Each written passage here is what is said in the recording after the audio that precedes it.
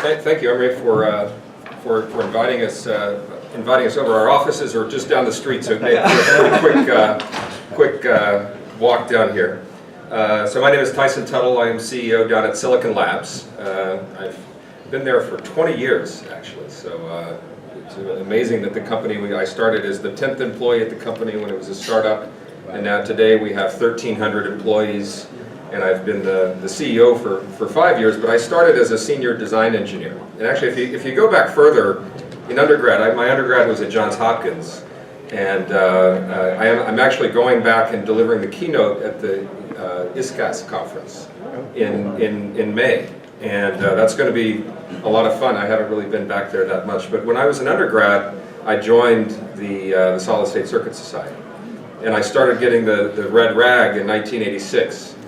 And I still can't throw them all away. I have it's like 20 feet worth of bookshelf space. Eventually, I'm just going to sign up to the online. Exactly. Now we are there. I want to impart some advice to folks a little bit, but I think the first piece of advice is that this is a wonderful society, and you look at the free flow of ideas and the papers and the people that you meet and the networking, and it also provides a space where the academic folks and the industry folks can get together in a really neutral and independent way. Because when we're in business, we're all, it's like you're designing products and you're doing all this stuff, and this really lets you step back and look at the technology and really share ideas and make us all better. So this is a really, really important organization to get involved in, to read the papers, to network, to go to the conferences, and to contribute and get involved. I mean, in the management of the conferences and the program committees, and there's just lots of opportunity that lets you really get to know people in the industry. And I think that's one of the first things that's really invaluable. And so this is a great event, and I applaud you guys for doing that. I finished at Hopkins, went to UCLA for undergrad or for grad school. So I dropped out of my PhD, so that's not career advice. We need that advice as well. I finished all the classes and then realized that all these guys were smarter. I've got one of them here is Aaron Buchwald, who was at UCLA, and we were at Broadcom together. And he was a guy that I went and always asked the questions to when I didn't know the answer. So I was at UCLA and then came to Austin in 1992. I worked for Crystal Semiconductor. So was right after they had been acquired by Cirrus Logic. So it was a California company, worked on read channels, stayed there for about 4 years. And kind of one of my first pieces of advice is, so I was like hardcore analog, mixed signal design. So some digital, more analog, VCOs and PLLs and filters and amplifiers and all of that. And, and also Crystal was one of the first fabless companies, Cmos, mixed signal, maximized digital. And so we worked on a lot of really fun stuff. Did read channels for hard disk drives, ended up doing stuff. This was before Marvell, so we were doing the first PRML read channels in CMOS. And kind of one of the first lessons, I worked, my first boss, his name was Nav Such, and he was one of the founders at Silicon Labs. And he was really a kind of a Renaissance man. He was a good engineer. He'd gone to Stanford, gotten his master's. He went to Michigan undergrad, but Crystal had been in Austin back in the 80s, and I think if they had been in Silicon Valley, they would have broken up and everybody would, but everyone stuck with it, and they worked on really interesting problems. So they worked on chips that were really hard, and it was really, they were picking what to do because it was like the most, they did the first successive approximation, 16-bit data converter in 3-micron CMOS. And they did a lot of the first delta sigma converters, and then they would sell like 10 of them, right? So it's like, it wasn't a great business strategy, but it was really, they developed some really great technology. So first lesson was you better do that in Austin, because if you're in Silicon Valley, you would never have stuck it out. And they did some, and that's the foundation of what Cirrus now, all the iPhone chips and all that stuff now. But Nav had moved into marketing and was doing product definition and all this. And a lot of times when you make mistakes, you learn from those mistakes, or you learn lessons. And so one of the first lessons is pay attention to the business. Understand finance, understand return on investment, understand the market, understand the market trends and where it's going, understand the competition, and put whatever you're going to innovate into context of what matters. In other words, if you're going to innovate on something that matters and that you can sell and that has a business proposition. If you're going to be in business, I mean, if you're going to be in school, then, you know, if you're going to be a professor, then you have a different set of constraints. So that's not my advice. But if you're really going to go into business, understand the market, understand the competitors, understand, you know, the differentiation that you're going to deliver and why you're going to win, and then put a business case. I mean, you got to put a business plan. I mean, if you're going to start a company, you've got to sit down and do that same discipline. And that's whether you're in a big company, in a small company, a startup, whatever, you've got to figure out ultimately how to design something that people want to buy, and there's a return on that. And so that's point number one. And so Nav had gone into marketing, and so I learned from this. And the first chip I worked on sold, it was $250 million a year. It was a rechannel for Western Digital. And it was in every Western Digital hard drive for 2 years. And I worked with, as an engineer, I was working with the guys on at Western Digital. We were writing specs, defining what it was going to do. But you knew that it was a big market. You knew that if you could pull off what was a really hard problem, you were going to have a big success. And so we built a great business. Number two is, if you're going to have a successful business, make sure that you invest appropriately. And if you see the signs, you don't want to just do something and then move on to something else. You have to figure out how to sustain this over time. When you are a startup company, everything is growth. When you are a 20-year-old company, you have things going up and you have things going down, and you have to figure out how to sustain business over the long haul.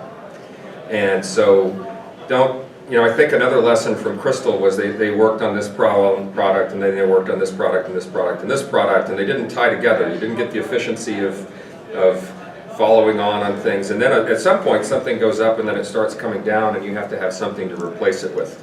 And so keeping things to where it's like, if you're going to be in the rechannel business, you better realize that you're in a Moore's Law business, and that you probably need a couple teams, and you have to have the right investment. In other words, don't pick a battle you can't win. And so that's another one, is when you're looking at joining a team or joining a project or what you're going to work on, make sure that they have a strategy that's going to win. And because if you're an engineer and you work on something, you can put 5 years of work into something, and it doesn't matter. It's gone. The business is gone. Your time was wasted. I mean, one of my big, as a manager of people, is don't waste people's time. Make sure you get the strategy right. Make sure you get the right talent. Make sure that you understand how you're going to win and then how you're going to sustain that business. And don't waste people's time. Make sure that whatever you work on, you're going to continue to build on that and then evolve it and turn it into something meaningful. I mean, all of us like to go to Best Buy, or see our products in a paper or in a product, or selling in the market, and that's something that really matters. I'm going to be a little scattershot here. I've got a few things, and we've got limited time. Another point of advice is, don't get pigeonholed. Don't get a lot of, you go work at Intel and you'll work on that same flip-flop your whole career, right? And I hope nobody's from Intel here.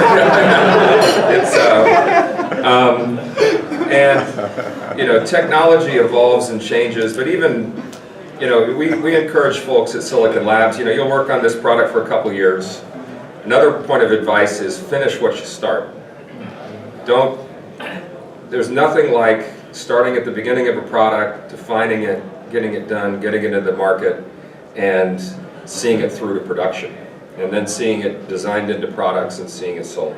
So this piece of advice doesn't mean work on something and then go jump around too much, but don't be afraid to go from one group to another, or to work on, I was working on this block and now I'm going to work on this block. Don't do that. Maybe do the same thing twice, but feel free to branch out and to try different applications. Maybe you might work on a power circuit, an RF circuit, a data converter, a PLL. You might move from analog to digital. one thing that I did in my career, so I joined Silicon Labs as a senior design engineer. It was a startup. We were working on modem chips for PCs. We basically started the company in 1996, and by the fourth quarter of 1997, we're profitable with 50 people, and we only ever needed $4 million of funding. So it was a pretty successful startup. And we designed a chipset for modems that lets you do the isolation with capacitors. So it was capacitive isolation, transmitting power, clock, and bidirectional signals across this isolation barrier with digital signaling. And they didn't even tell me what they were working on before I joined. So I was at Broadcom. Aaron remembers when I quit. You guys thought I was crazy. And so I show up, and then, you know, I knew that they had some clever circuit or some, and it was like, as soon as they said what it was like, all right, you know, that's straightforward. It's a couple delta sigmas, a PLL, but you could get 2,000 volt isolation. And so I worked on that as a design engineer. The other thing is, think through all the shit that can go wrong, because we were doing great. We were selling chips into US robotics and all this, and the revenue was ramping, and then the summer came, and there were a lot of failures from Florida. And there's a lot of thunderstorms in Florida, and you know, we did all the testing of, you know, you spike things and you had all that. Well, if you get like 10 spikes in a row, bad things can happen. So you know, be careful and try to think out of the box as to what can go wrong. But we got through that. But so we did like 3 generations of this chip. It was universally programmable. So it used to be like they had these modems that were cards in PCs that had relays and optocouplers and transformers, and that was how they got the isolation. And you had to have a different card for every country. And so we designed the chip where you could program it to be, like, you couldn't sell a UK modem in France and vice versa. Just imagine that, right? And so we made it so you could program the impedance and the line termination and all this. And now you could surface mount the components. It was 2 little Cmos chips, and you could sell it globally. And so that was taking off. The other product that we did in the early days of the company was we did a fully integrated multi-band Cmos frequency synthesizer for cell phones. So this had integrated VCOs, integrated PLL, and multiple PLLs on a chip. And it replaced the PLLs at that time. There were these National Semiconductor. They had all the digital circuits on it, but then the VCO was outside. So you took apart a cell phone, and there were like 200 components, and there were all these modules and all this stuff. And so the first thing was we were going to go design that PLL. And I remember at UCLA, you know, my advisor, Asad Abadi, was working on this stuff. And I told kind of the smartest guy, like there were the smart business guys, and then there was the really smart technical guy, and I was kept making fun of him. I'm like, you're never going to pull this off. It's way too hard. And he really stuck with it. It was like one of these peeling the onion things. It was like, you got it back, and it worked perfectly, except the spurs were like 40 dB too high, and we didn't think about, you know, how all the digital talked to one another and all the coupling, and we ended up uncovering, like, you know, a dozen fundamental, you know, basically rules of how you design circuits, and we ended up hitting the specs, and we got designed into like 25% of the world's cell phones with this frequency synthesizer. So we were at Samsung and Motorola and a bunch of companies, and I decided that, you know, there's smarter people here. So I actually moved over to marketing. So I did 7 years of design engineering and 13 chips, and where I, you know, from a, you know, design manager, design engineer, layout, you know, I did, you know, all aspects of that, and just kind of gave it up cold turkey, not really, but moved over to marketing, and all the engineers were like, you're moving to the dark side. which is true. So then I would really embrace this, you know, let's go talk to customers, let's figure out what the chip has to do. Back to that first piece of advice is really understand the system and the market, and our goal was to integrate the whole front end of a cell phone at that point. So it was low IF receivers and the whole offset transmit loops for GSM at that point, and then it kind of migrated into 2.5G and 3G. But so we pulled that off. Took us about 3 years, and pulled that off. Worked with some just incredibly smart folks doing some of the, you know, the fundamental early CMOS work in integrating RF components and doing receivers and transmitters in Cmos. And that was a huge amount of fun. Getting out, working with sales. You knew the market was big. You knew that if you could pull off this integration, it was really transformative. So another lesson from that was we actually ended up having to sell that business in 2007. We kind of realized at some point that we were going to be competing with Qualcomm, and that we were on Moore's Law, and that you had to go 2.5G and 3G and all of that, and that there was more and more software. And so you can get really enamored with a technology or an innovation, but you really have to think system level and think about how all the trends carry this forward with time. I mean, this was a big lesson for us because we thought we were smarter than everybody. And then it was like, wow, there's no way we can compete because we can't afford to make the investments to go after these system companies. And so we ended up selling that business. It was a third of the company. It was $300 million sale in 2007.